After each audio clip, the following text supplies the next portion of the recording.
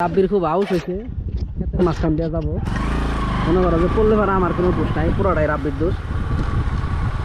আমি আর না করা হলাম না, ক্ষেত দিয়ে যাওয়ার মনে চাইছে, পরে যখন না করি তো যে একবারই ক্ষেত দিয়ে যাওয়ার চাইছিলাম, যাওয়ার নিকা দিল না, বারবার দর যাওয়ার চাইনি। হ্যাঁ দেখা যায় কি হয় এবার রাস্তা দিয়ে। আমাদের গন্তব্য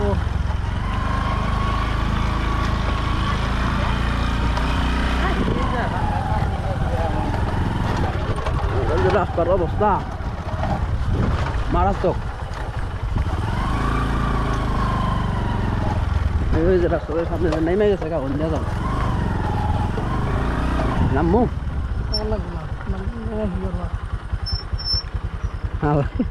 নেমে গিয়ে হলো নামিয়ে না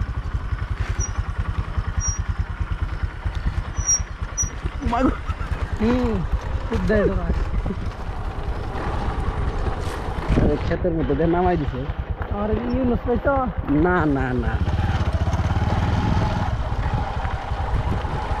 এই রাস্তাটা মাটি ফেলায় ওই যেটা নেট করতেছে দিদাই না, এই তো নিকলি গিয়েছি।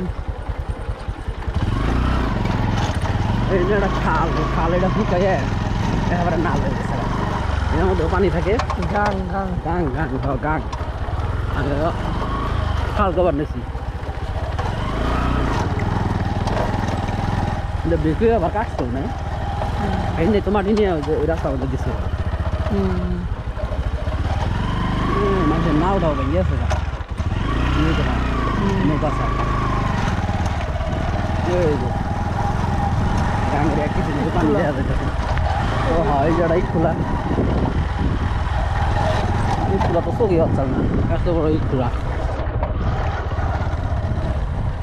ডাইকার ছুঁয়ে দিছে, শীত করতেছে তো ওইটে।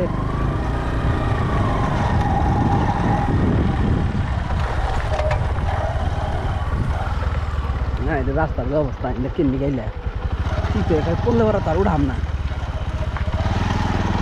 করার চিন্তা করা হয়েছে। এই জন্যই রাস্তা নাই দেখা হয়েছে